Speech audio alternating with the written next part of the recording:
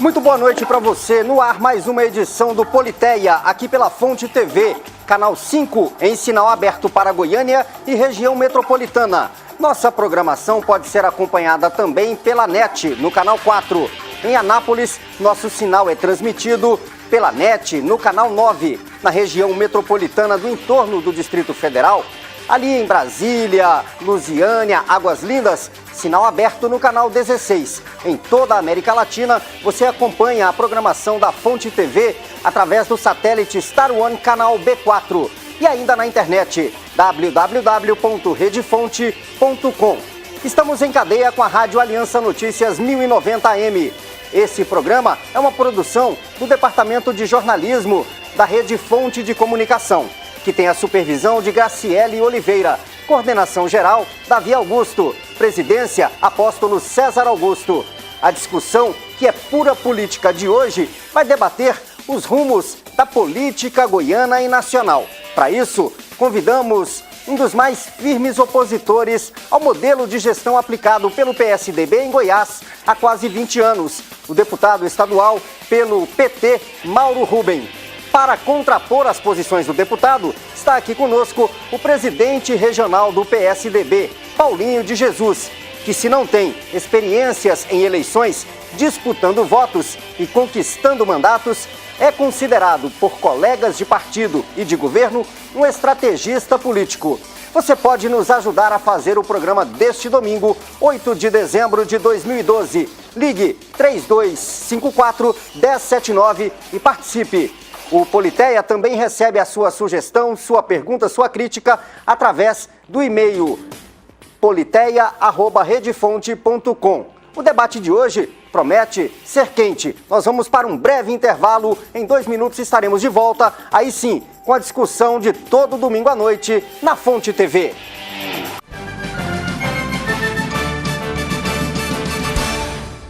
Estamos de volta com o Politeia aqui pela Fonte TV, canal 5. Você pode nos ajudar a fazer o programa deste domingo, ligando para o 3254-1079.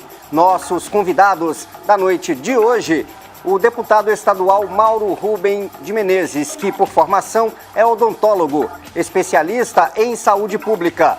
Na década de 80, ajudou a fundar o Sindisaúde em Goiás. Em 2000, foi eleito vereador em Goiânia, onde exerceu a função de líder do PT na Câmara Municipal. Na Assembleia Legislativa, desde 2002, está em seu 3º mandato como deputado estadual. Hoje ocupa a presidência da Comissão de Direitos Humanos da Casa. Olá, deputado, boa noite. Prazer tê-lo aqui no Politeia. Boa noite a todos os demais. É um grande prazer, especialmente estar aqui no Politeia, junto com o Paulinho. Tempo, né, Paulinho? Isso. Paulinho, que o deputado se refere, é o nosso convidado à minha direita, o presidente regional do PSDB, Paulo Silva de Jesus, conhecido como Paulinho de Jesus, é advogado e diretor da Celg Telecom. É também suplente de senador pelo partido, que ajudou a fundar em Goiás, lá pelos idos de 1989. Paulinho de Jesus, boa noite, muito obrigado pela presença, seja bem-vindo ao Politeia. Boa noite, Fábio Maurício, deputado Mauro Rubem, professor Alberto. É um prazer estar aqui novamente para a gente debater as questões políticas. É um prazer muito grande, viu, Fábio, estar aqui. Professor Alberto Carlos, boa noite. De volta, domingo passado estava meio dodói, digamos assim, né? Não pôde comparecer. Seja bem-vindo novamente. Boa noite, Fábio Maurício. Boa noite, presidente do PSDB, Paulo Jesus. Boa noite, deputado estadual Mauro Rubens. Boa noite você, comadre e compadre. Ô, de casa, vai dando licença pra gente ir para um dedinho de prosa sobre política, tá? Que bom que a gente está nesse domingo juntamente com você. Feitas as apresentações, né, Alberto? As devidas apresentações. As devidas apresentações, vamos então ao que interessa e o que o telespectador e o ouvinte da Rádio Aliança querem saber. Defensor de um modelo de segurança pública, o senhor preside na Assembleia Legislativa a Comissão de Direitos Humanos, Cidadania e Legislação, onde o senhor atua contra a violação dos direitos do cidadão, onde o senhor procura denunciar de forma contundente, deputado, o que vê de errado na segurança pública. Eu te pergunto, tem muita coisa errada na sua visão na segurança pública em Goiás?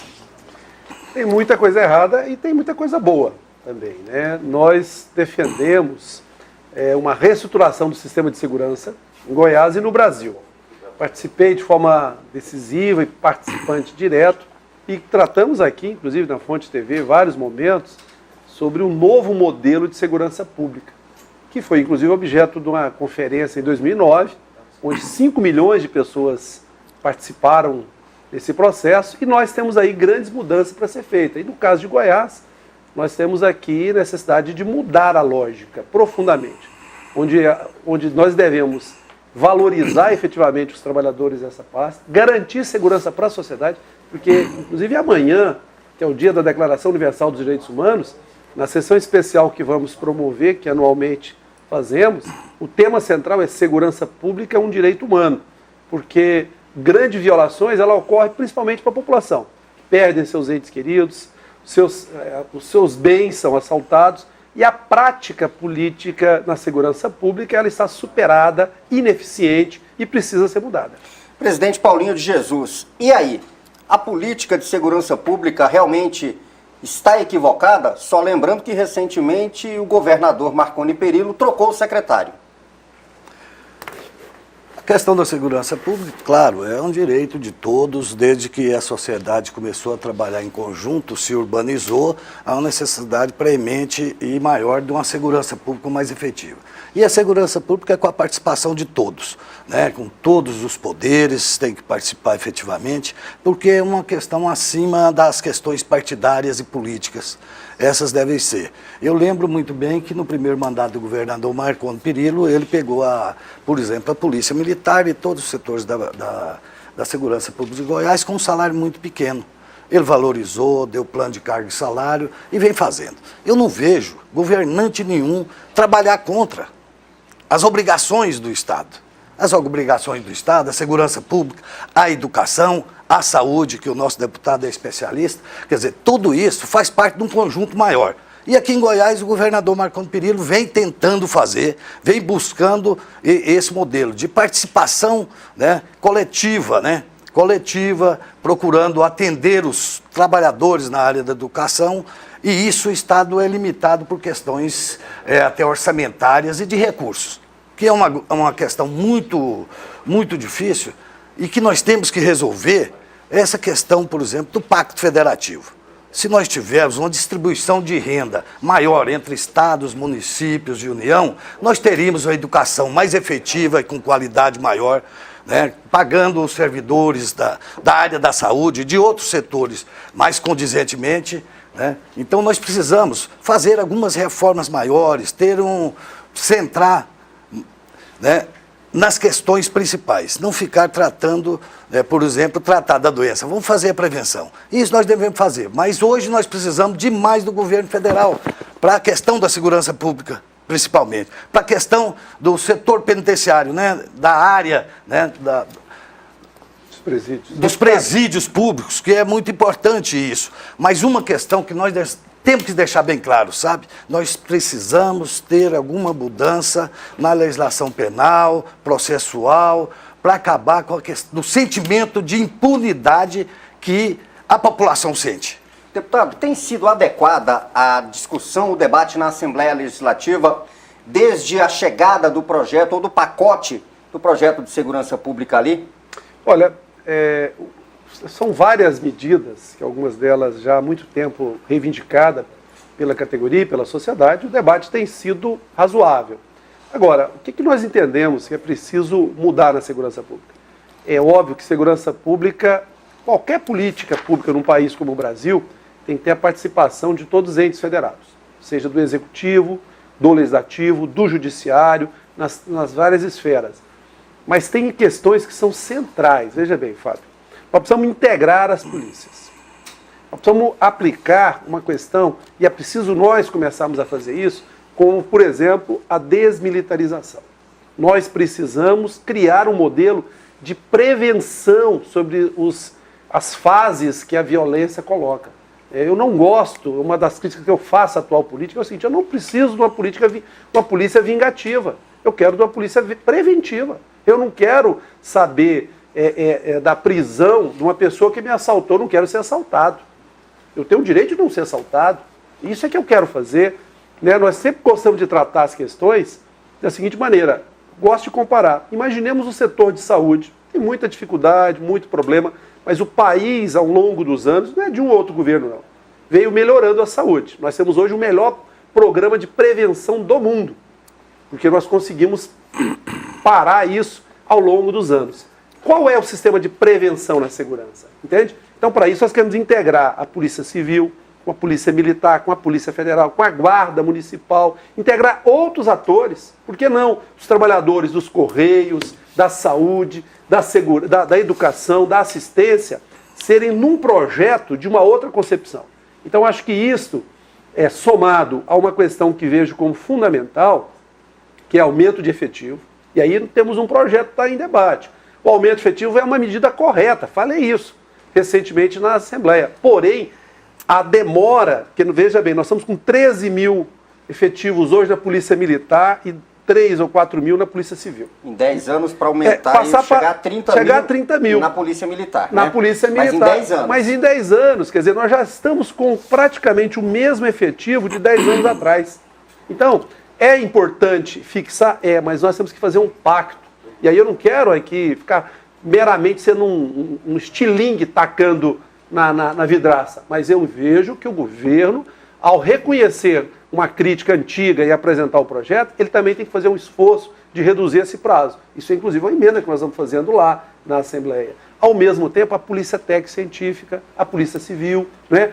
Agora, os presídios. Nós temos aí, o Paulinho sabe perfeitamente, já há 3 ou 4 anos que nós temos em torno de 50 milhões de reais para aumentar 1.200 vagas nos presídios. E esse recurso nós não estamos dando conta de aplicá-lo, né?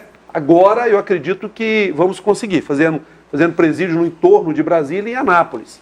E veja bem, é uma coisa, Fábio, que é um problema geral. Goiás precisa de 5 mil novas vagas para os presídios, para poder atender de forma humana os presos que estão lá. E a população pode reclamar às vezes. Não, nós temos que criar condições para os presos saírem melhor do que entraram. E essas 5 mil vagas vai custar aí em torno de 200 milhões de reais. Né? Hoje nós vamos criar 1.200 vagas com 45, 50 milhões. Então nós vamos precisar de 200 milhões, nós temos que fazer um projeto. São muitos anos de descaso, e agora nós precisamos sair desse modelo, né, que está hoje desumano, né, e também entendemos que é a maneira do Estado assumir o seu papel. Por isso, garantindo, por exemplo, que todos os presos que são condenados vão cumprir as penas, não serão colocados em presídios facilmente, que serão, fugirão, né? Porque muitos falam, não fuge daqui porque eu não quero. O presídio é tão inseguro, né? Eu acho que isso nós vamos melhorando todo o sistema de segurança. Professor Alberto Carlos, existe lá na Assembleia, como relator o deputado Mauro Rubem, um projeto, um pacote, na verdade, que procura dar mais garantias de segurança ao cidadão goiano. Esse projeto está em tramitação, deve ser votado, inclusive, nessa semana. E um dos pontos mais importantes desse projeto é justamente a previsão do aumento de efetivo. Mas esse tempo de 10 anos, você vai subir de 13 mil para 30 mil na Polícia Militar, essa é a previsão, e na Polícia Civil chegando a 10 mil. Mas o tempo, ele é muito grande para que esse efetivo aumente. Há condição, na sua visão, de diminuir esse prazo? O governo tem condição para isso? Olha, tem uma situação que a gente começa a olhar em programas de propostas de governantes, propostas de oposição, que é uma pergunta que sempre quando me fala de programas, vamos lançar um programa tal, vamos fazer um programa tal, vamos fazer isso, plano de previsão de aumento de efetivo, eu fico me perguntando, de onde vem o dinheiro? Né? Da onde que sai o recurso, né, para fazer isso aí? Porque lançar programa, chamar a imprensa, botar o holofote e tirar foto com o pessoal e assinar papel é lindo, é maravilhoso. A população precisa ver isso acontecer efetivamente na rua, lá no dia a dia. Essa é a grande pergunta. Da onde que vem os recursos? Primeiro, eu acho que todo projeto que fosse levado nas casas de assembleias, na Câmara Federal, nas câmaras de vereadores, no Legislativo, teria que ter obrigatoriamente essa exigência. Bom, esse projeto vai ser colocado para ser aprovado, vai ser sancionado pelo Poder Executivo? Vai. E da onde que vem esse dinheiro? Tem que se dizer da onde vem a verba, da onde que vai colocar o dinheiro. Porque senão fica sendo mais uma propagação, né, de divulgação, de mídia no Brasil. Primeiro eu queria fazer essa colocação. Acho joia, muito legal, acho que tem muita gente com muitas ideias boas. Certo? Até um amigo meu falou o seguinte, essa semana eu tive conversando com ele, falou uma frase para mim, fiquei rindo, depois fiquei pensativo, né? Diz assim, ó, toda boa ideia não vale nada sem dinheiro. Né? Primeiro, para ter ideia, precisa ter dinheiro. Se não tiver dinheiro, o mundo está cheio de boas ideias, né? Então, teria que dizer o seguinte, de onde vem os recursos? Então, primeiro isso. Respondendo a sua pergunta, Maurício, aumentar o efetivo é necessário? É necessário, mas levando em eu vou aqui puxar um pouquinho o pensamento do deputado Mauro Rubens, da necessidade dos presídios. Ótimo, precisa de mais 5 mil vagas. 5 mil vagas é necessidade de mais de um investimento de 200 milhões. Milhões aproximadamente. 200 milhões. Isso vai ficar para o Estado com uma manutenção de quê? De 15 milhões por mês, 20 milhões por mês. Né? De custo, manter lá a comida desses presidiários, manter a segurança, manter agente prisionário, manter pagamento de luz, água, sistema de segurança, seja o que for, vai custar um valor aí. Joia, faz o Estado. Agora, deputado, só me veio uma pergunta. Estava olhando o portal Transparência aqui. 200 milhões hoje de investimento corresponde a 10% do que foi gasto este ano no orçamento da União, com segurança. Então, aí tem uns questionamentos que você já esteve em outro programa aqui, eu já até falei desse questionamento aqui, já fiz aqui, que nós precisamos conhecer um pouquinho as informações do Brasil. Como é que vai fazer segurança pública séria no Brasil com 21 bi? Você pode achar que é muita coisa, mas não é.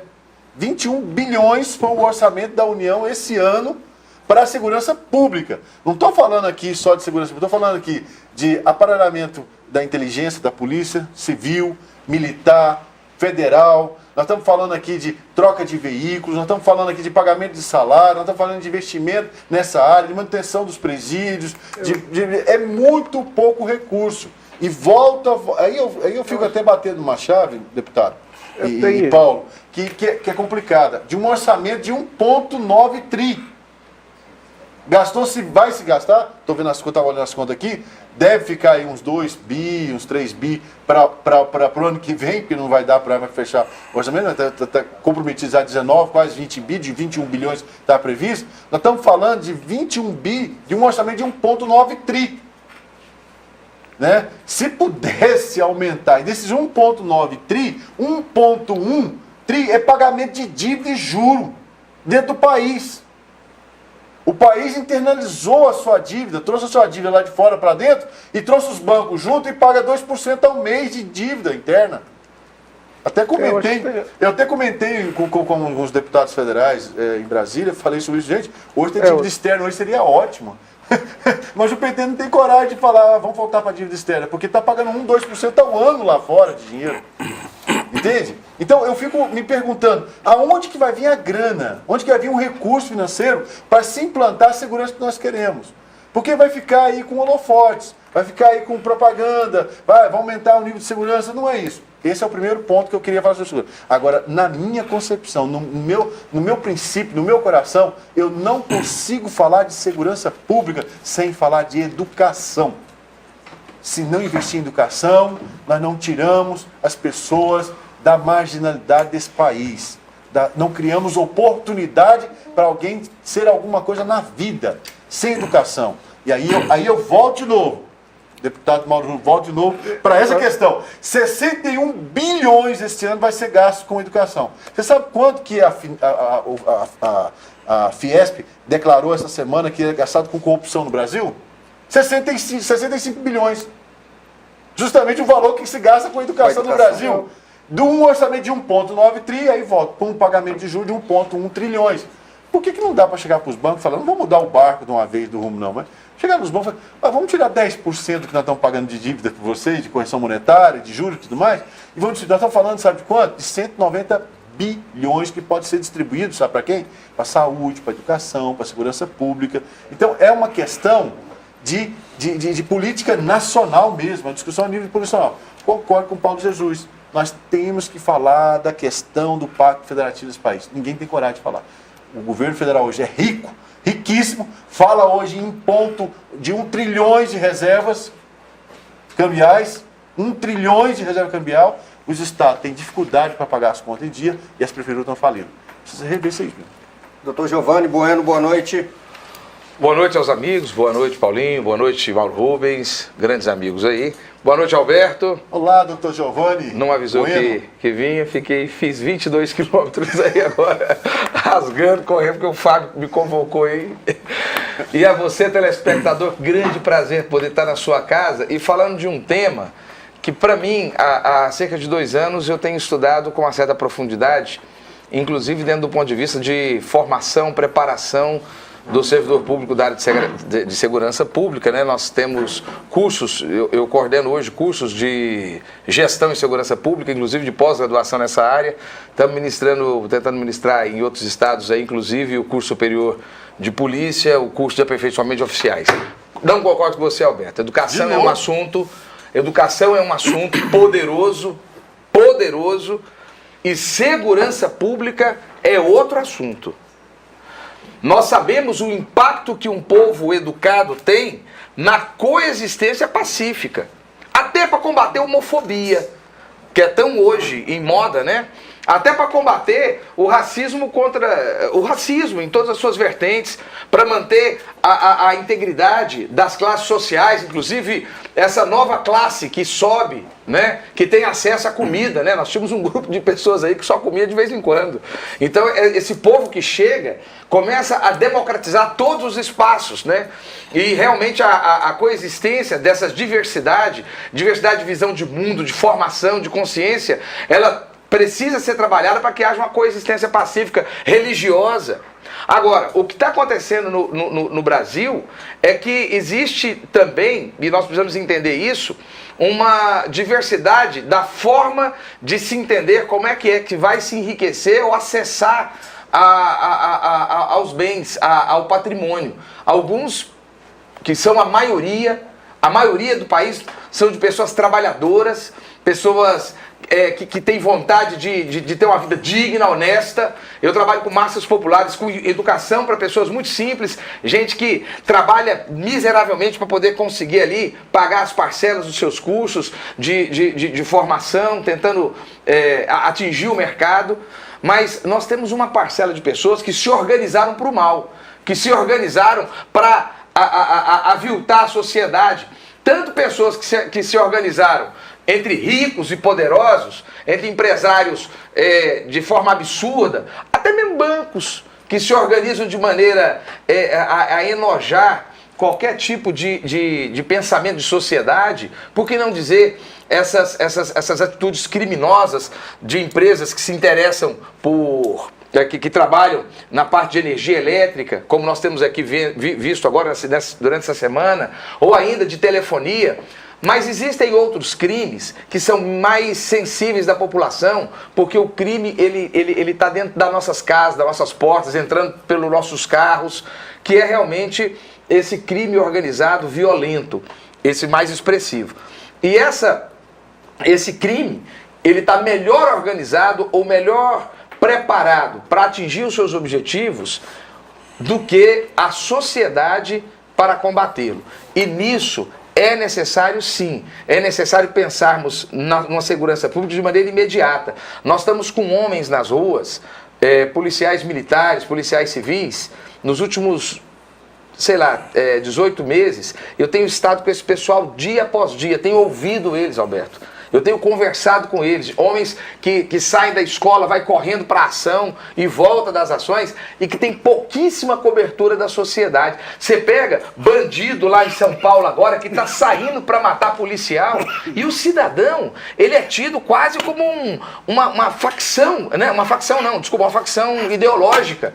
Como se estivessem defendendo uma parcela da sociedade. Eu acredito, Alberto, que a segurança pública, independente da secretaria, vamos começar lá pelo Ministério da Justiça, pela Secretaria Nacional de Segurança Pública, pela Senasp, que tem agora, dentro do governo do PT, um programa maravilhoso que é o PRONASSE.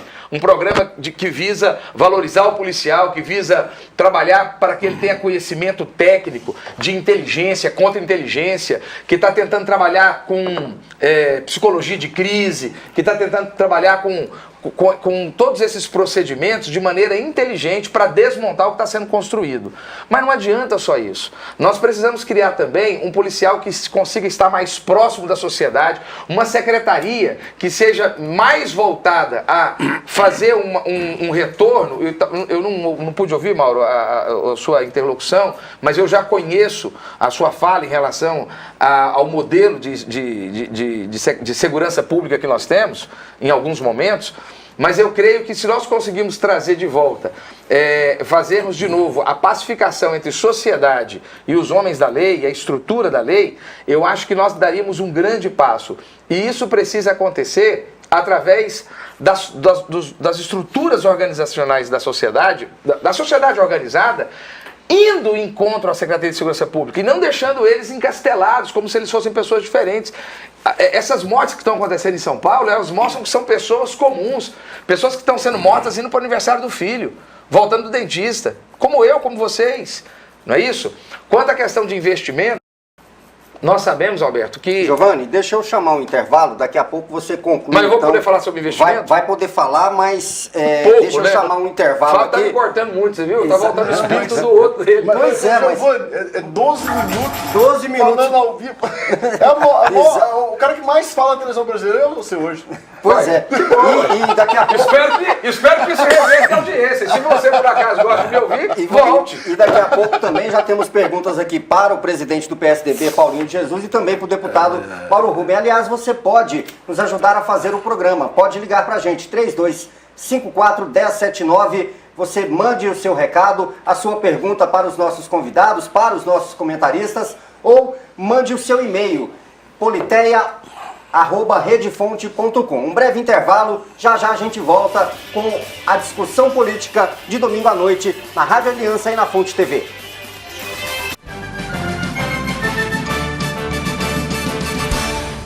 Estamos de volta com o Politeia aqui pela Fonte TV, canal 5 para toda a região metropolitana de Goiânia, canal 4 pela NET e canal 9 na cidade de Anápolis também pela NET. Em toda a América Latina você acompanha o nosso programa através do satélite Star One, canal B4. Na Rádio Aliança Notícias você também acompanha o Politeia todo domingo à noite, já que estamos em cadeia com a Rádio Aliança Notícias. O Politeia é uma produção do Departamento de Jornalismo da Rede Fonte de Comunicação. Na noite de hoje estamos recebendo os convidados deputado Mauro Rubem e o presidente do PSDB, Paulinho de Jesus. Giovanni, rapidamente conclua o seu raciocínio, porque a gente já tem perguntas para os nossos convidados. Pois é, Paulo, Fábio, só para concluir, é a questão de verba. Está vindo muita verba. O problema é que nunca se importou, estava conversando aqui agora antes, a questão de segurança era coisa para pobre, porque cadeia, porrete, cacete era para pobre. Consecutivamente, quem tinha que cuidar disso era o lixeiro, que é o policial e a estrutura de organização da Secretaria de Segurança Pública. E sempre foi desvalorizado, largado para o lado. Agora que nós começamos, graças a Deus, a colocar a classe média na cadeia, e tem que ir mesmo, branco, lourinho, de olho claro, para a cadeia, para o chilindró, cometeu o crime, tem que ser preso, tem que punir, como qualquer outro cidadão. Não é coisa para preto, não. É coisa para pessoas como eu, como você, como qualquer um. A lei tem que ser uma só. O pau que dá em Chico dá em Francisco.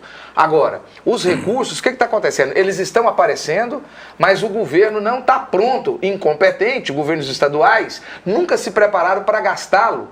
Então estão perdendo dinheiro. O dinheiro está voltando para o governo federal. É brincadeira? Isso. Paulinho de Jesus, representante do governo. O governo está sendo incompetente na questão da Tô falando do PSDB pública. Só de Goiás, não. Tô falando geral. Mas nós estamos em Goiás. Então aqui em Goiás também está incompetente. Está sendo incompetente em não conseguir gastar o que vem do governo federal, ou não está vindo nada? Primeiro, eu não sou o representante do governo, eu sou o presidente do PSDB, que tem o governador no seu partido, e hoje nós governamos Goiás e está indo muito bem. Nós estamos avançando em várias áreas, Goiás está crescendo, está desenvolvendo, na educação está indo muito bem, em várias áreas. Agora, eu ainda continuo rebatendo. Nós temos 2 pontos para a questão da segurança pública, não é só em Goiás não, em todos os estados. Em Goiás é pior ainda, porque nós temos uma proximidade tão grande com Brasília e a segurança pública no Distrito Federal é bancada pelo governo federal. Quer dizer, lá é fácil você aumentar, você dá para um policial técnico científico R$8.000 por mês. Aqui em Goiás você não tem dinheiro para pagar para ele mais de que 4 mil, essas coisas. Quer dizer, o que paga, nós temos que ver isso. E nós temos uma limitação geral, uma limitação que é a Lei Rita Camata, que proíbe você gastar com servidor público mais do que, né, o Estado, no caso, 54%. Né, e o restante é a Assembleia, depois o TCM, TCE, os tribunais e tal. Então nós temos que ter essa questão. Agora, eu concordo com o Dr. Giovanni aqui, muitas questões que ele falou, mas eu acho que a questão, por exemplo, da educação, da saúde, quer dizer, a ação do governo nas áreas sociais, principalmente da educação, porque na medida que a pessoa toma conhecimento dos seus direitos, né, dos seus direitos reclamados, seus direitos de cidadania, ele começa a participar. Mas ele tem que participar também, né? Ele começa a ter essa educação, ele vê, começa a respeitar mais as pessoas. Às vezes muita pessoa comete um crime porque às vezes está com necessidade. Quer dizer, isso aí são coisas pequenas que vai crescendo. Agora, claro, estamos gastando mal? Pode ser, mas eu não estou vendo tanto dinheiro assim não, porque o professor Alberto falou ali o tanto de dinheiro que o governo federal gasta com segurança pública. Eu acho que tem que começar a olhar isso agora, por conta da urbanização. O país urbanizou muito rápido em 40 anos. Né? Hoje nós temos aí quase que a sociedade inteira vivendo na cidade. Né? Então isso gera conflito e pela desigualdade. O Brasil é um dos países mais injustos que tem no mundo. Tem rico demais e pobre demais. Nós temos que trabalhar isso. Isso é com a educação. É educação, distribuição, é um serviço. O deputado Mauro Rubio falou, o SUS é um dos programas mais bonitos, mais eficientes que tem no mundo. Basta ele ter recurso. Ele tem que ter recurso e boa gestão. E boa gestão, ele precisa ter. E isso já ajuda demais na questão da segurança pública também. Fábio, é o seguinte, nós assim, até para poder pegar a dinâmica do programa, e quero te parabenizar, porque você até falou que chamaria mesmo aqui, chamou, e eu fico feliz de estar aqui. Parabenizá-lo, espero que seja cada vez mais proveitoso e chamar os nossos telespectadores a estar nos ouvindo. Agora, algumas questões são importantes para dizer. Primeiro que, realmente, aí não só desse governo, mas desde o governo Alcides, nós temos esses 50 milhões aí para implantar 1.200 vagas em presídios aqui em Goiás, que me parece que agora é que vai ser acessado. Isso, de fato, há uma falta de operacionalidade dos recursos, que não são muitos, mas que vem progressivamente crescendo. Nós temos um problema que eu acho que é grave, e eu pessoalmente faço a campanha contra, profundamente, o Bolsa Família dos ricos, que é os juros, que você falou aqui agora há pouco. Né? É bom que a população saiba. População que muitas vezes recebe a notícia preconceituosa contra os programas sociais, recebe informações de que o povo não pode ter acesso a nenhuma transferência de recursos, mas nesse país a maior transferência de recurso público vai para rentista, vai para especulador, que utiliza ainda. Tanto é que a presidente Dilma baixou os juros na menor taxa histórica do país. Apesar de que ainda pagamos juros altos.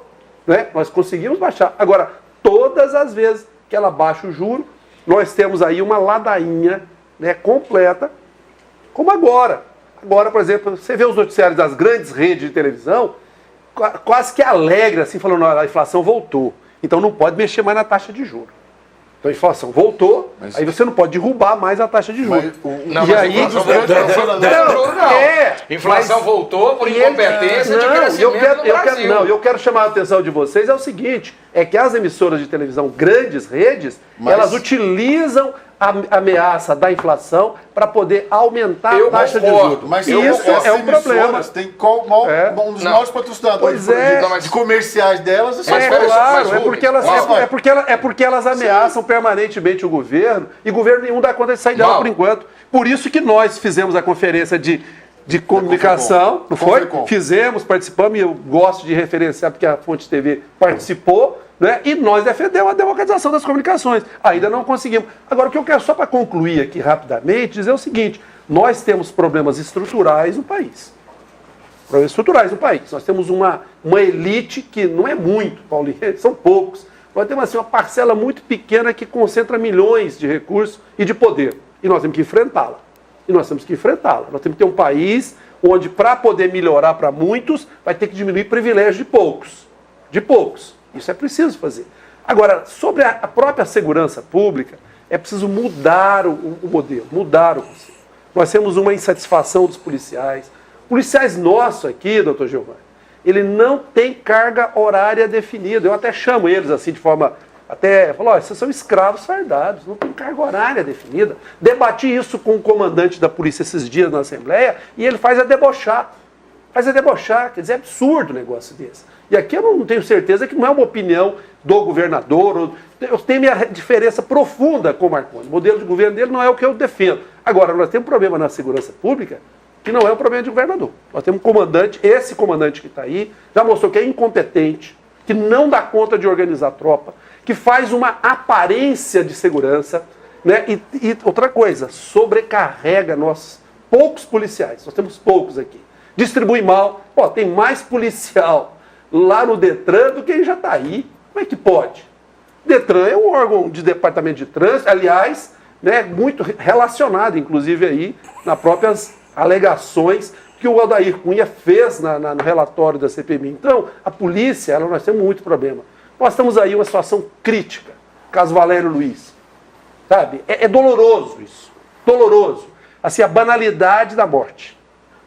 Nós temos aqui em Goiânia... O advogado lá no shopping. Davi Seba. Que inclusive o comandante também, de forma precipitada, disse que o fato estava resolvido e tal, que nada. A OAB está de olho nisso aí, a OAB está participando. Não vamos aceitar. Agora, esse negócio de matar Giovani, advogado aqui no estado de Goiás, não. Giovanni, só para te falar aqui uma coisa. São Paulo, com essa crise toda que nos atormenta, que é triste ver aquela situação, como bem disse o Paulinho aqui. Bem disse. Lá, o índice de mortalidade é 10 homicídios a cada 100 mil habitantes ano. Aqui, nós temos 44 homicídios a cada 100 mil habitantes ano. No entorno é 70. Aqui em Goiás está acontecendo um negócio interessante, porque Goiás está crescendo muito. Goiás realmente, a renda elevou, vai concentrando, as indústrias estão vindo para cá. Foi um programa bem feito do governador Marconi, está vindo para cá e junto vem os crimes. Na medida que você aperta em outros lugares, você vai fazendo, você tem que ter condições. E eles estão vindo. E Marconi até criou esse programa da Polícia de Fronteira para tentar justamente, né, o que anda junto com a criminalidade. Junto com a criminalidade anda as drogas, né, as questões do pessoal do contrabando de armas, essas coisas tudo. Então anda junto com o crescimento econômico. Essa é a função. Os bandidos tentam, né, solapar a sociedade, solapar o governo, tentar isso tudo. E essa é a função do governo, correr atrás disso. Mas eu ainda continuo falando. Nós temos feito, o governador Marconi Perillo, né, trocou o secretário de Segurança Pública agora o doutor Joaquim Mesquita. Quer dizer, você vai fazendo de acordo que você tem as condições de fazer. Governar não é fácil, quem entra lá não dá conta. Que ele fez, nós vimos agora, por exemplo, essa questão do juro. Essa CPMI, a gente nem fala dela porque ela é estranha demais. Ela é estranha demais. Paulinho, daqui a pouco. Não, tudo bem, eu tenho minha opinião sobre ela. Então, o que ela foi criada? Não tem problema nenhum. Não tem problema nenhum. A questão do juro. Eu não entendo, por exemplo, somente as grandes empresas pegam juro, né? Juro zero. Porque se a inflação está a 5%, o BNDES empresta 2% ao ano. Quer dizer, está ganhando. Quer dizer, na ponta da linha, os juros não abaixaram, a população não tem. Não passada, né? Não vem. Vem, claro, uai. Tem que vir. Não, eu acho que tem que vir também. Tem, uai. Não. Mas aí o Banco do Brasil senta em cima dele, acabou. Não, mas soltou. Ninguém tirando. Não, mas tirou. Mandou extra. Esse é para completar. É porque todo o orçamento do FCO já tinha sido concluído. Não, então o juro para a população não abaixou. Então nós temos que olhar isso. Nós temos que olhar isso. Ainda é concentrado dinheiro demais na mão do governo federal. Né? Quer dizer, aliás, nesses últimos anos, eu nunca vi pagar banco desse tanto que pagou, juro para banco. Os bancos apelam, né? Por isso que você está falando da mídia. Mas, Paulinho, os grandes financiadores da mídia é que vão reclamar, estão perdendo juros. Bate Chico, bate Francisco. Governo Fernando Henrique também não tem coragem para mudar essa história. Mas ele começou... Qual a história? De mudar o pagamento de juros de correções monetárias do país de acordo com o orçamento da União. Que isso? Que isso, Alberto? Não, de jeito nenhum. Que isso, Alberto? Meu querido, eu acompanho o governo transparência. Fechou Ó, deixa eu te falar. Não. O portal Transparência Eu sempre fui há 10 anos que eu acompanho esse sempre fiz portal. oposição ao PSDB. Fernando Henrique não mas mudou vamos, essa história. Uma coisa é uma coisa, outra coisa é outra coisa. 56, Até 60%. governador do PSDB mandando fechar a Caixa Econômicas regionais, ele mandou fechar. Não, mas Os bancos regionais... é outra Não, coisa. o governador, Mas é outra o coisa, presidente outra Fernando coisa. Henrique Não mudou. Ninguém teve acabou coragem. com a Tem como mudar inflação, essa história. consertou o Estado, botou rumo no Não, Estado, Fernando deixou Henrique normas, acabou com a inflação, não. botou lá O pra projeto gente. veio da época do governo Collor. O projeto O projeto veio, quem veio da época do executou, governo Collor. ele era o secretário, ele era o ministro da Fazenda, ele executou. Executou e fez. O doutor que projetou... Então quem? O plano real é de quem? Ué, o plano real Itamar do Itamar Franco. Ele era o ministro da Fazenda. Sim, mas ele tá Quem lá. veio, a coragem foi do Itamar, ué. Coragem Mas foi do Itamar, além de fazer. Foi do responsabilidade Brasil. fiscal, essas coisas A todas. realização do Plano Real foi do Brasil. Se Claro que foi. Se foi o Itamar que colocou, foi o FHC que peitou os estados. É porque o professor conseguindo Alberto falou estabilizar que o estado. o governo Fernando E Henrique foi o Cardoso não PT fez, que trouxe fez, e aí. democratizou o recurso para as famílias. Não, o que eu tô querendo Não, colocar... o início nem da Lula, transferência nem de Dilma renda tem começou com o coragem de Fernando mudar Henrique. Tá, só colocando Dilma ordem aqui, tá vamos mudando. falando por vez, que Ainda senão não é o suficiente, telespectador mas e tá. o ouvinte não entende. Deputado Mauro Rubio, eu tenho aqui uma pergunta da Karina Nascimento, do Conjunto Liberdade. Ela quer saber, segundo ela, alguns integrantes, o senhor é membro do Diretório Nacional do PT, ela quer saber o seguinte: alguns integrantes do PT, filiados ao partido, querem se juntar e pagar as multas dos condenados do mensalão, nesse processo do mensalão. Eles foram condenados pela prisão e também para o pagamento de multas. O senhor concorda que o partido pague essas multas para esses condenados? Aí o que está discutindo não é partido, Não é são partido, pessoas não. individuais. Eu acho que caixinha lá entre eles. Né? Não, eu acho que é o partido, seguinte, eu acho que aí é o seguinte, qualquer pessoa que queiram contribuir de forma individual, espontânea e livre para qualquer gasto, e nesse caso aqui para pagar contas que são hoje condenadas no processo, aliás, temos que discutir ele aqui, né? Temos que discutir ele aqui. Eu espero, vou falar assim com muita tranquilidade, eu acho que qualquer um que queira fazer isso, se puder, deve fazer. Deve fazer. Se eu puder, farei. Farei. Ajudar a pagar eu não digo nem tanto de seu, eu digo principalmente o genuíno. Eu digo principalmente o genuíno. O genuíno, pessoal, o genuíno continua morando na casinha germinada no subúrbio de São Paulo, lá do mesmo jeito. Do mesmo jeito. Entendeu? Do mesmo jeito. Agora, o que eu quero chamar a atenção depois, que eu acho que vai ter uma rodada, vai discutir o julgamento do mensalão. Porque eu não quero, nem para o meu inimigo, que é o PSDB, o julgamento que nós tivemos. Porque aquilo ali é uma afronta à democracia. Aquele julgamento ali, ele não pode se repetir no país. E ele não pode acontecer nas instâncias inferiores. Mas vai repetir. Olha, Os réus vão ser outro. Não, mas o modelo... Mas aí é para discutir o que aconteceu. Aonde que, no seu entendimento, ali, o julgamento do STF, conduzido ali pelo Joaquim Barbosa, aonde você acha que ele afrontou a democracia? Olha, primeiro que ele ficou subordinado a uma pauta midiática. Ele transformou-se um julgamento que tinha, inclusive, como uma regra no país já histórica de que para você condenar pessoas, você tem que provar o crime. Certo. Então, o domínio do fato, eu dizer que as pessoas que estavam juntas por alguma circunstância, todos cometeram o mesmo crime, isso é grave e perigoso. Converse com qualquer jurista. E eu estou falando aqui que eu pessoalmente, outros do PT podem até pensar diferente.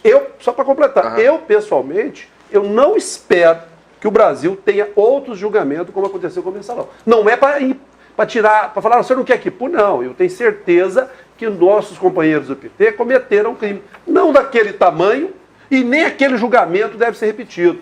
Que teve crime, teve. Agora, o que nós não podemos é mudar a lógica do nosso processo judicial no país, dando inclusive abertura para a ditadura judicial desse país. E que isso pode vir aqui embaixo. Aqui, ó, um julgamento cotidiano, né, com a mesma lógica que se coloca. Deputado, eu acompanho diariamente a Assembleia Legislativa e vejo as posições que o senhor adota ali com relação ao caso Cachoeira, a Operação Monte Carlo. Claro que são episódios diferentes, mas o senhor tem uma visão muito crítica com relação ao episódio Operação Monte Carlo, a integrantes do governo ligados a esse episódio. Qual a diferença que tem, então, em termos de envolvimento de integrantes do governo, no caso do Carlinhos Cachoeira e no caso do Mensalão, na sua visão? Primeiro é o seguinte, Mensalão, tempo. O Lula assume em 2002, o processo explode em 2004, são 2 anos, né? Correto? Carlinhos Cachoeira são quase 20. Quase 20 anos. Se pegar a história aí de quando ele entra no Estado. Ele entrou em Goiás em 98. Em 95 com o Maguito. 95, o Maguito era governador então, e ele já tinha a Gerplan. O Maguito aliado do PT. Quando ele, não, mas aí não é argumento. Você me desculpa. Não, tudo bem, tudo bem. Não é argumento. Vamos só estou dizendo que ele chegou aqui em 95. E outra coisa, vocês, essa aqui é a questão. Então, primeiro que a longa permanência. Longa permanência? Do Carlinhos Cachoeira dentro do aparelho de Estado. Servindo a vários governos ali dentro. Não, ele foi o mais republicano brasileiro até depois hoje. Então essa é uma diferença profunda. Segundo é o volume de recursos envolvidos. Enquanto no caso do Mensalão, fala, olha, quanto é que deve aí do Mensalão, todo envolvimento, 120, 130 milhões de reais, o Cachoeira movimentou bilhões. Não é? Terceiro, nós tivemos, em relação à própria questão aqui do Mensalão, nós temos casos, por exemplo, né, do envolvimento, ele é midiático e tudo, em torno de 36, 40 pessoas. 37 pessoas. Os julgados 37 pelo pessoas. STF. Agora, no que nós temos no caso do Carlinhos Cachoeira, quase centenas. Quer dizer, nós estamos vendo, por exemplo, nós temos aí vários secretários, alguns desaparecidos, tem um procurador da Justiça. Eu sou na CPI aqui da Assembleia, queríamos ouvir o Edivaldo, queríamos ouvir o Bica lá, o Ronald Bica, que nem se sabe onde está, se está recebendo, né? E entendemos uma coisa central, que eu acho aqui importante. O caso que nós mostramos aqui, no caso do Cachoeira, ele mostra o seguinte, uma influência dentro do Estado, que inclusive rebate na segurança pública. Lá isso rebate na segurança pública. Você, para poder manter os seus caça-níqueis protegidos, você tem que pagar todo mundo que pode fiscalizar ali. Né? Então tinha centenas, milhares de pessoas. Né? Usando o aparato da segurança pública para tirar a concorrência.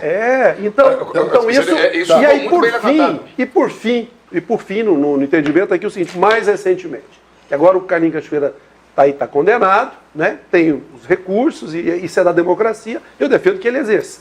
Agora, nós temos que dizer o seguinte, quem foi o maior beneficiário? Quem foi o maior beneficiário? Quem foi? Quem foi o maior beneficiário desse processo? O Demóstenes estava eleito pescando. Em 2010 o Demóstenes podia pescar. De pescar que estava eleito, ou não estava? Com certeza. Não estava. Então essa estrutura, por isso que eu acho que a CPI, né? E nós vimos lá o relatório do deputado Odair Cunha. E nós vamos ter a discussão ainda aqui na Assembleia. Por isso eu acho que a situação do governador não é boa. Ele não explicou, ele é o maior beneficiário desse processo. O processo colocou isso. Objetivamente, essa estrutura é para o governador. Essa teoria sua sobre o melhor beneficiário... Agora, isso inclusive... Ela complica para você.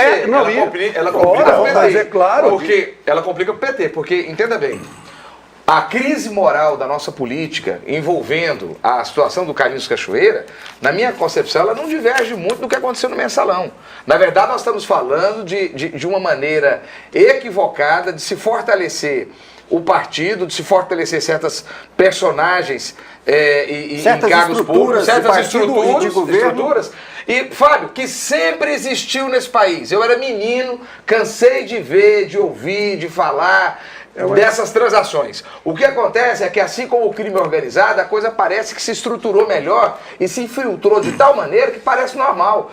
Eu tive um desprazer de ver agora o prefeito de Raul, prefeito de Palmas, dizendo o seguinte: você sabe a coisa que me dá mais nojo?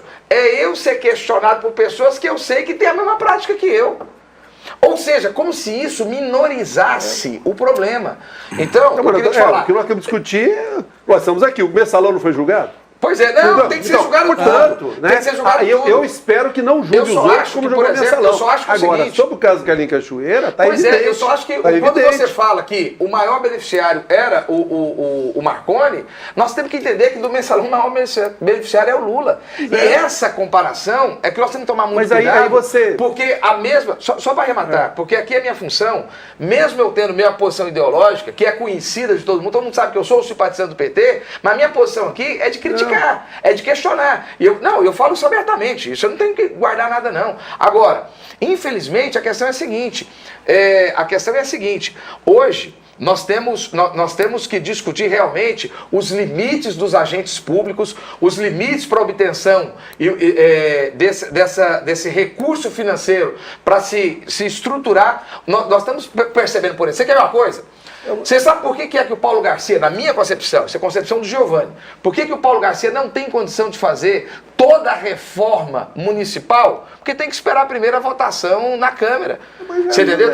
A Dilma não pode soltar ainda, ela não pode discutir todo o orçamento e vai ter que liberar verba para as oposições, senão o pessoal não vota. Não, Giovanni, mas é o seguinte... Olha, eu queria voltar para discutir uma questão que eu não fiquei satisfeito com o encaminhamento, quer dizer, é um pensamento do Mauro Rubem, isso é a posição dele. Vamos começar. STF fez o julgamento, eu considero os ministros do Supremo os maiores sabedores e que têm conhecimento da área do direito. Eles fizeram o julgamento, eu vejo o seguinte, quem cometeu o crime tem que pagar. Pode ser branco, preto, amarelo, pode ser rico, pobre, tem que voltar a ter isso. Mas a questão dele é outra. A questão dele é outra. Não, eu vou chegar lá. É a teoria do domínio do fato. Essa é a questão. Não, mas eles têm mais conhecimento jurídico do que todos nós. Sou advogado e tem, eles fizeram, eu não vejo contestação nisso. Do jeito que Carlos Cachoeira aqui, cometeu o crime, ele é um contraventor. Mas o teórico ele tem que ir. Aqui falou que foi ele tem errado. que ir. Ué, mas tem teórico alemão, teórico japonês, é o cara que fez a teoria que eles se usaram. Mas o Joaquim Barbosa é um cara competente. Eu não sei porquê, e contra essa decisão também. Quer dizer, recorra. Tem os lugares de recorrer. Pode ser utilizar a teoria do domínio. Agora, quando há fungibilidade, quando não é conhecido. O governador Marconi Perillo não foi beneficiário de jeito nenhum disso. Carlos Cachoeira é um contraventor. Ele quer ganhar dinheiro, ele tenta entrar no Estado. Entrou em 1995 com Maguito Vilela sendo... pegando a concessão da Getúlio. Agora deixa eu falar. Né? Ele fez isso. Né? Ele é que fez esse trabalho e tudo. Teve alguns servidores que saíram do Estado e o Estado, ficou provado que o Estado não levou nenhum prejuízo com essa questão da ação do Carlos Cachoeira. A não ser, quer dizer, a alocação não tem nada provado aí que existe. Outra coisa, quer se investigar, não se ouviu o secretário nem nada. Mas precisava ouvir, para mim, a coisa mais importante que tem nisso aí é a relação promíscua de governos com empreiteira. Isso é onde mora o perigo. E não foi investigado aqui em Goiânia e nem lá na CPMI, aquela de Brasília, que para mim foi arranjada. Paulinho, não foi ouvido. Cadê os contratos da Delta? Com a Prefeitura de Goiânia. Não foi investigado. Não está não. Ganhou liminar para não ter. Não teve aqui, não teve Anápolis, não teve... Então a função da CPI é isso? É usar como instrumento político? Não. Investigar tudo. Não. Usar a investigação política só para investigar o governo. Cadê a relação de governo? Cadê a promiscuidade com as coisas? Agora que tem que investigar todo mundo. Vai fazer para investigar só o Paulo Garcia aqui? O governador foi lá e respondeu. Respondeu. Aqui também. Aqui também. Aqui o governador não foi, não. Recorrendo à justiça não foi investigado. Não foi na CPI. Não, aí de jeito nenhum. Que pegar Marconi? Pegar Marconi por quê? O pau que quem trouxe? Quem fez analisa tudo ou não analisa nada. Giovanni, um minutinho. Não, mas tem que analisar tudo. Nós não vamos, eu prometo para você, nós não vamos acalmar os ânimos ou serenar os ânimos, não. Política é isso, é discussão. A gente vai só para um breve intervalo, daqui a pouco a gente volta e você vai falar, Roberto. Um instantinho só que a gente volta.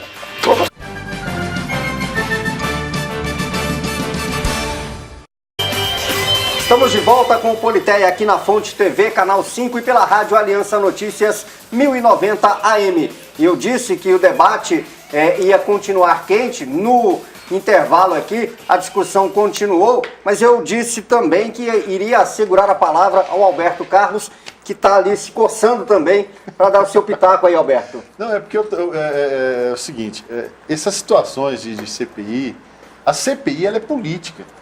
Claro. Ela é política. Claro. Falar que não é uma peça de um jogo político é pegar a CPI e ignorar todo o trabalho que é feito pelos deputados, sejam estaduais, federais, senadores. Então, a CPI do Mensalão foi uma peça política, preparada, montada, e hoje se percebe historicamente que foi uma peça para atingir nesse ano eleitoral o PT. Se deu efeito, não deu efeito, isso é outra coisa, você fica à vontade. Assim como também eu procuro enxergar hoje, eu vou olhar aqui, não as questões legais, a estratégica do processo do jogo, que essa CPI do Monte Carlos, que é hoje chamada CPI do Cachoeira, a nível federal ela está montada para atingir o PSDB e o DEM em 2014. Essa é a avaliação minha. Agora, a CPI estadual de Cachoeira, ela está sendo utilizada, aí você me desculpa, Mauro, ela está utilizada pelo governo do estado para se manter ela, para ser um contra-indicação da CPI federal. Pois é, isso está claro. Isso também é Isso a tá estratégia errado. do jogo. E está errado a Aí- CPMI e está errado a CPI. Aí, deixa eu falar, a estratégia é simples. Lá no nível federal, vamos preparar chumbo aqui para 2014 com o PSDB e DEM. Estadual, vamos nos preparar aqui com a contraindicação. Aí fica a pergunta, por que prorroga essa CPI tanto assim? Até quando vai ficar prorrogando? Vai ficar prorrogando até o final de 2013, para dar um parecer final. Elas interessam politicamente. É o que foi dito. Politicamente ela é instrumento para 2014. Essa é a verdade da CPI.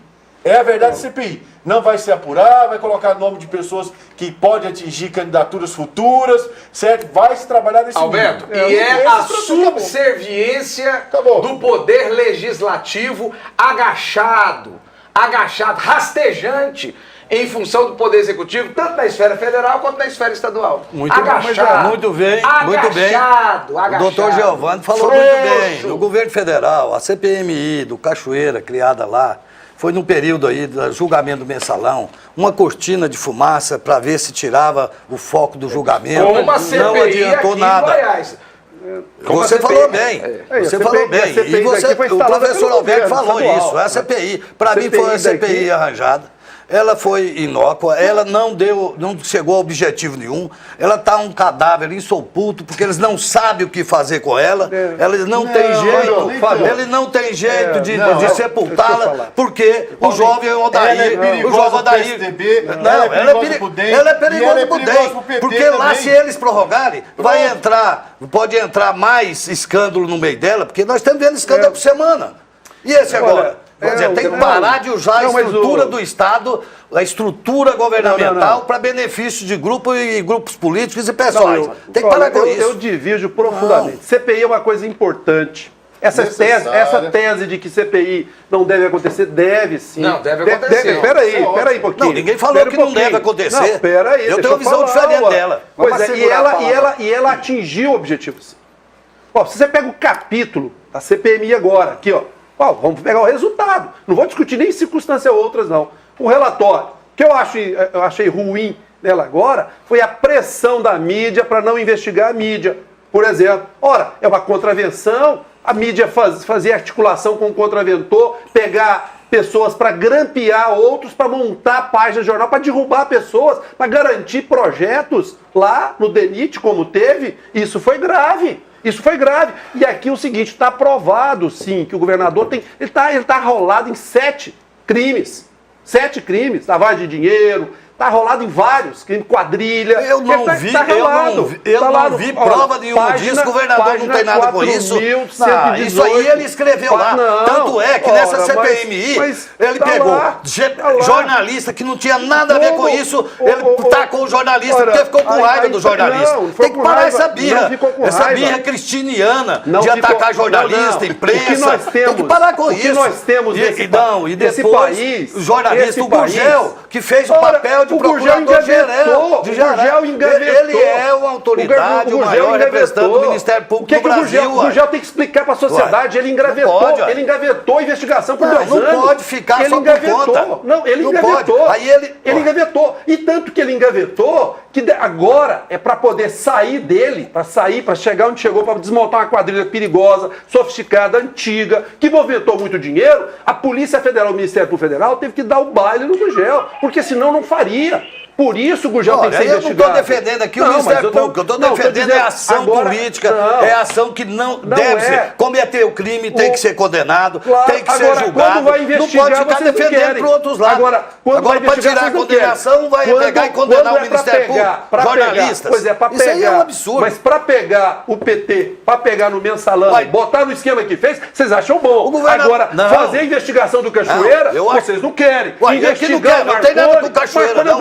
Cachoeira, ele é criminoso, ele tem que ser condenado. E ele vivia onde? Dentro do palácio. Uai, se por acaso o Rubens Ottoni não conhece o Carlos Cachoeira, e por acaso o prefeito de Palmas não conhece o Carlos Cachoeira, e não pegou dinheiro dele, por acaso a prefeitura de Goiânia não conhece o ramo empresarial do Cachoeira, que é a Delta Engenharia, que fez 12 contratos com a Delta, 11 aditivos no contrato. Não, Paulinho, quem convive com ele há 20 anos?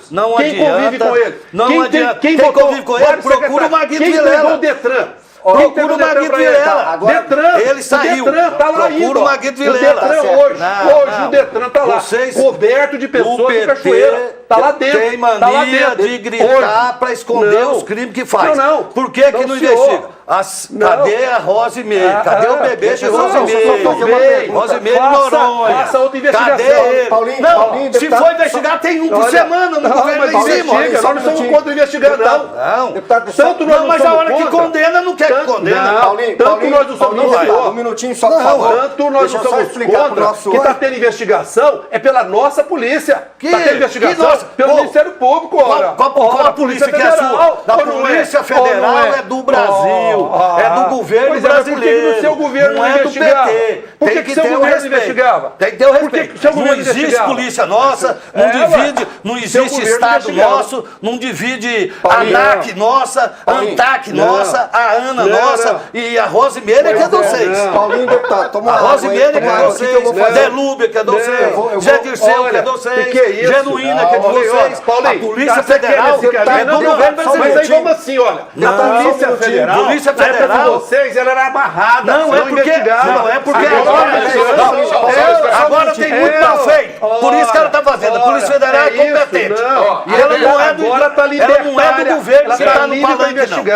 Agora está livre para investigar. Um minutinho só, não, assim não. Só fala. E nós não temos problema de investigar, não. Deixa só a gente Marconi está aí no olho do furacão e ele vai não está, não. Vocês estão querendo colocar aqui só porque nós ganhamos 4 eleições seguidas. Um minutinho só. Marconi é o melhor governador do estado de Goiás.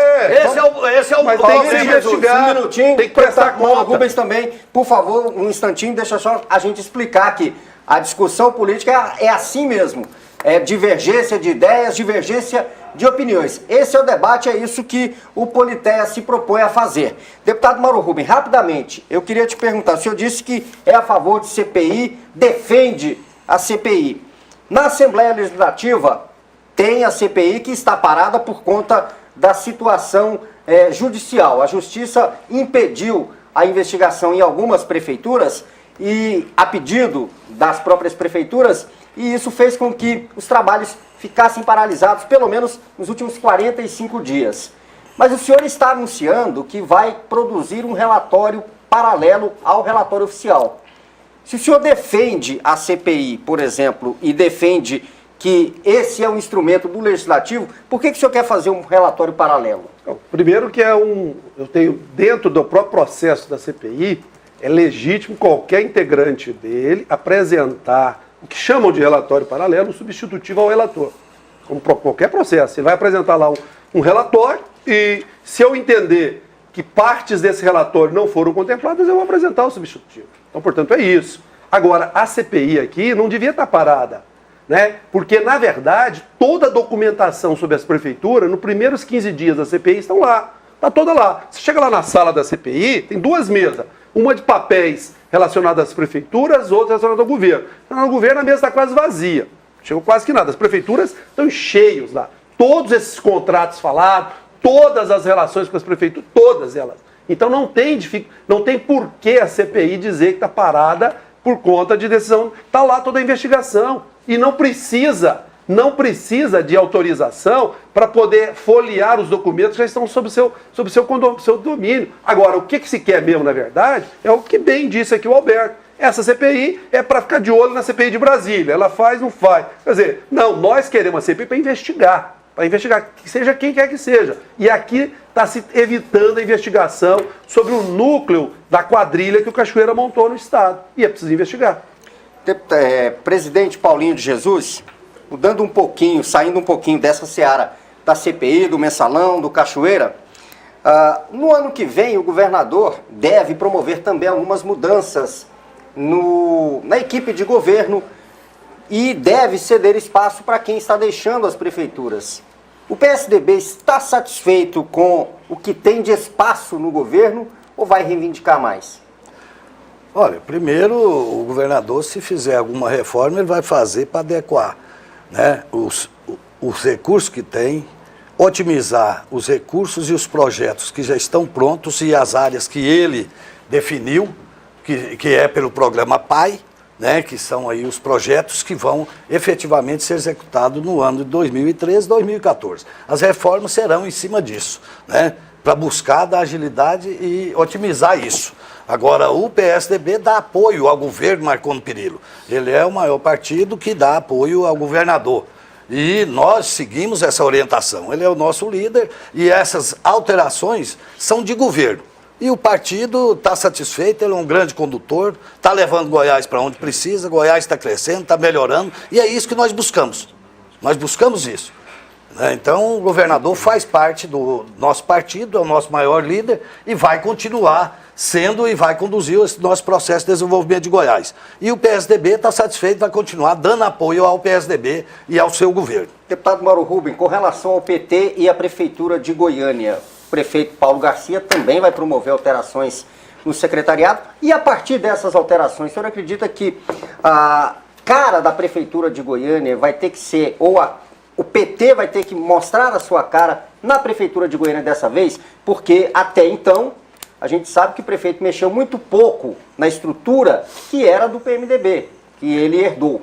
Eu não tenho dúvida que já a cara da Prefeitura já mostra boa parte dos programas que o PT já desenvolve. O prefeito Paulo Garcia não foi reeleito no primeiro turno à toa, né?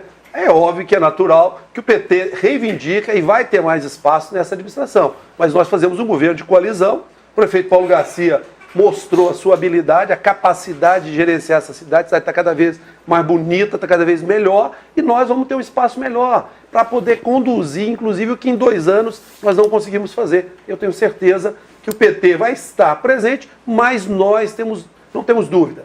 É um governo de coalizão, precisamos dos partidos que foi, e inclusive faz o PMDB e os outros, né, para poder conduzir bem a cidade de Goiânia e mostrar para o estado de Goiás que nós podemos e queremos dirigir Goiás. Alberto? Bom, nós estamos basicamente há 1 ano e 9 meses, alguns dias aí, da eleição de 2014.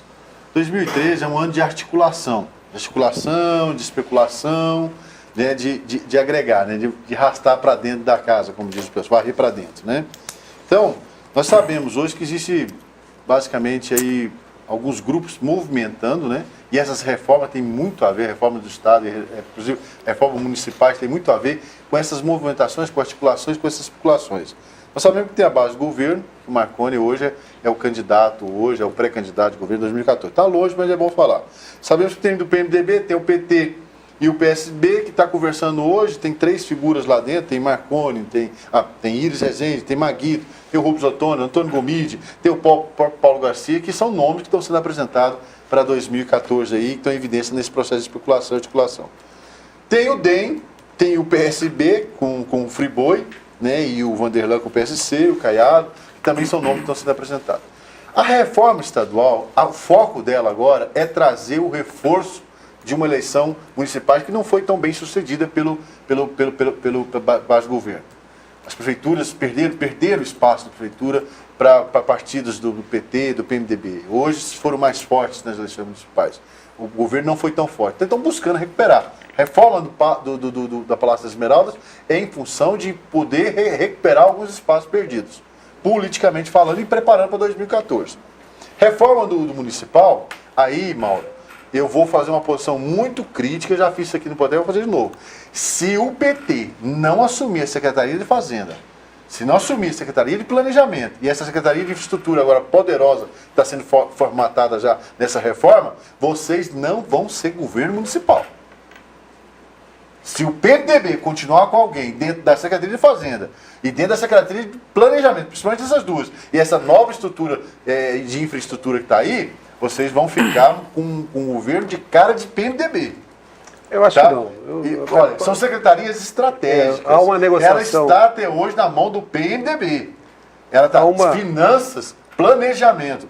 Está na mão do PMDB. Vocês têm que descer no município. Vocês têm que descer para dentro do passo. Eu espero, eu só vou falar para você, ok, o PT assumiu a Prefeitura de Goiânia, se essas 3 secretarias, 2 dessas estiverem na mão do PT. Se não, meu querido, vão continuar lendo a cartilha do PMDB. O Paulo é o maestro, ele define, acompanha diariamente toda a gestão da Prefeitura, eu acompanho lá. Portanto, não tem essa história de que o PT seja mais prefeitura ou menos prefeitura, tal, não está no governo. Pelo contrário, o Paulo é o último, é o que vai dar a palavra final. E é isso que acontece, não tenho dúvida quanto a isso. O prefeito Paulo Garcia provou, e aliás, ele saiu muito mais fortalecido. Né? Agora, o que nós vamos fazer, naturalmente, é o quê? E aí é uma ação nossa, assim. Nós vamos manter uma aliança difícil, que há muito tempo não tínhamos, né? Eu mesmo fui crítico, não apoiei no primeiro momento. Né? Agora, dado a realidade do nosso Estado, nós entendemos que é importante manter esse bloco, PT, PMDB, outros partidos juntos, na gestão e onde pudermos estar, porque nós estamos aqui em Aparecida, eles são conosco lá em Anápolis, nós temos composição em outros municípios, para poder formatar uma alternativa de poder para o Estado de Goiás. Mas eu acho que isso facilitou só por uma razão. Você não tem nenhum PMDBista de grande expressão, são pessoas trabalhadeiras, são pessoas responsáveis e tal, mas de não um grande prestígio, não grande repercussão no Estado. Eu concordo com o Alberto. Agora, nós vamos conhecer realmente... Só no foguete aí. Nós vamos realmente perceber a capacidade petista de gerir Goiânia a partir de janeiro agora. Mas já percebeu agora. Não, mas é a eleição agora já mostrou. E vou te falar mais para a população. Vai melhorar. Muita gente acha Paulo Garcia e confunde a educação de Paulo Garcia, um homem muito fino, muito educado, e não percebe. Ele não é uma pessoa contundente no falar, mas ele é contundente nas suas ações e nas suas construções. E isso aí é diferente do Paulo. Isso é diferente do Paulo, porque eu respeito demais da conta. Porém, nós sabemos que não depende de um homem só. É todo um projeto, o amparo político é fundamental, e para o projeto de 2014, seja quem for o nome petista que vai para lá, é fundamental a participação do PMDB. E o PMDB gosta de muito e gosta de muito espaço. Bom, professor Alberto... Só um minutinho, Paulinho, já estamos finalizando o programa rapidamente, então. Bom, o professor Alberto, ele disse da questão que o PSDB saiu, que os aliados do governador Marconi perderam as eleições. Eu não vejo isso. O que foi um rearranjo no estado de localidades. Mas só que vocês perderam em 2010, nós já perdemos. Não tinha, Alberto. Mas em 2010, olha, perdeu o turno. Bom, então você fala, Alberto, eu queria fazer minha análise, você fez a sua.